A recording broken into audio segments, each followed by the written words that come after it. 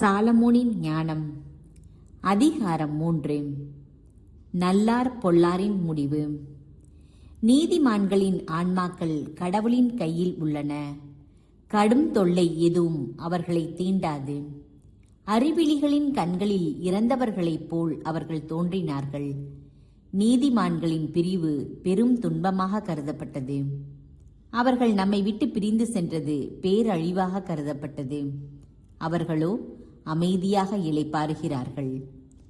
மனிதர் பார்வையில் அவர்கள் தண்டிக்கப்பட்டாலும் இரவாமையில் அவர்கள் உறுதியான நம்பிக்கை கொண்டுள்ளார்கள்.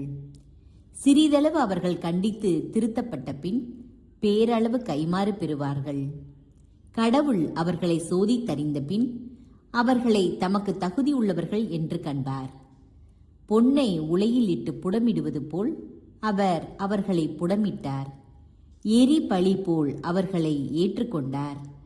கடவுள் அவர்களை சந்திக்க வரும்போது அவர்கள் ஒளி வீசுவார்கள்.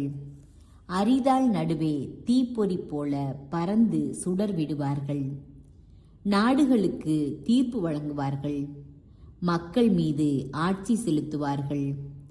ஆண்டவரோ அவர்கள் மீது என்றென்றும் அரசாழ்வார். அவரை நம்புவோர் உண்மையை அறிந்து கொள்வர். அன்பில் நம்பிக்கை கொள்வோர் அவரோடு நிலைத்திருப்பர். அருளும் இரக்கமும் அவர் தேர்ந்து கொண்டோர் மீது இருக்கும். ஆனால் இறை பற்றில்லாதவர்கள் தங்கள் எண்ணங்களுக்கு ஏற்ப தண்டிக்கப்படுவார்கள். ஏனெனில் அவர்கள் நீதிமான்களை புறக்கணித்து ஆண்டவரை எதிர்த்தார்கள். ஞானத்தையும் நற்பயிற்சியையும் இகழ்பவர்கள் இரங்கத்தக்கவர்கள். அவர்களது நம்பிக்கை வீணானது. அவர்கள் உழைப்பு வெறுமையானது. அவர்களின் செயல்கள் பயனற்றவை. அவர்களுடைய மனைவியர் அறிவற்றவர்கள். அவர்களின் பிள்ளைகள் தீயவர்கள். அவர்களுடைய வழிமரபினர் சபிக்கப்பட்டவர்கள்.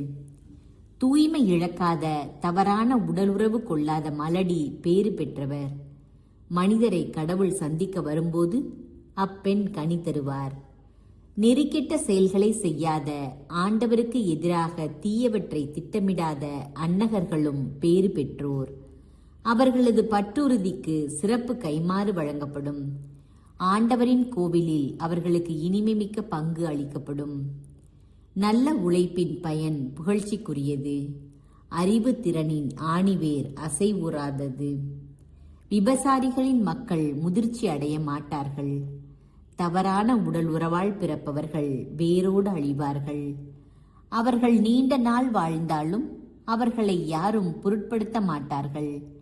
முதுமையின் இறுதி கட்டத்திலும் அவர்கள் மதிப்பு பெற மாட்டார்கள். அவர்கள் இளமையில் இறந்தால் அவர்களுக்கு நம்பிக்கை இராது. தீர்ப்பு நாளில் ஆறுதல் கிடைக்காது.